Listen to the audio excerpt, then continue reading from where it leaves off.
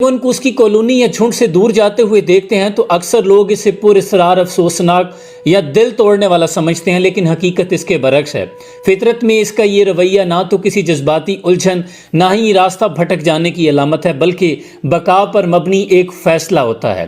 Penguin इंतहाई समाजी जानवर है। इनकी कॉलोनियाँ इनको हरारत, शिकारियों से तहफ़्फ़ुज़ और अफजाइश व खुराक फराम करती हैं, लेकिन कॉलोनी की ज़िंदगी इतनी आसान नहीं होती। इसमें रहने के लिए इन्हें मुसलसल ताकत, मुसलसल हरकत और दुरुस्त वक्त की ज़रूरत रहती है। लेकिन अगर कोई पेंगुइन शदीद बीमार हो जाता है, ज़ख्मी पड़ जाता है, बुढ़ापे में चला जाता है, कमज़ोर पड़ जाता है, तो मुसलसल हरकत में रहना, ये रफ्तार उसके लिए मुमकिन नहीं रहती। ऐसी सूरत में दूसरे पेंगुइन्स का हमला, शदीद सर्दी या थकावट, इन पर कॉलोनी में रहना मज़ीद इनकी ज़ात पर बोझ और दबाव डालता है। ऐसी सूरत में पेंगुइन कॉलोनी छोड़ देता है। इस सफ़र को तन्हा मार्च कहा जाता है और ये कोई बेवफाई या गलती नहीं, बल्कि एक हयातियाती रद्द-ए-अमल है। वो एक ऐसी रेस से खुद को जुदा करता है जिससे वो जीत नहीं सकता।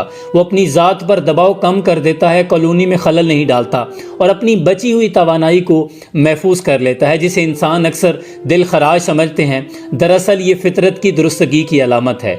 जानवर किसी उम्मीद या तसव्वुर के अलमिये में नहीं जीते, वो हकीकत के मुताबिक रद्द-ए-अमल देते हैं। और अगर निज़ाम में रहना दुश्वार हो जाए तो फितरत फिर शोर व हंगामे के बजाय खामोश रुखसत को, खामोश हिजरत को तरजीह देती है। लिहाजा पेंगुइन का कॉलोनी छोड़ देना कोई बेवफाई नहीं, बल्कि वो अपनी हद को पहचान जाता है और तन्हा सफ़र उसकी तन्हाई की अलामत नहीं, ये तो उसके शऊर की अलामत है।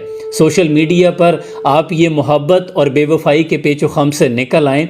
और भी दुख हैं ज़माने में मोहब्बत के सिवा, राहतें और भी हैं वस्ल की राहत के सिवा। और फैज़ ने बड़ा खूब लिखा कि दुनिया ने तेरी याद से भी बेगाना कर दिया, तुझसे भी दिल फरेब हैं गम रोज़गार के।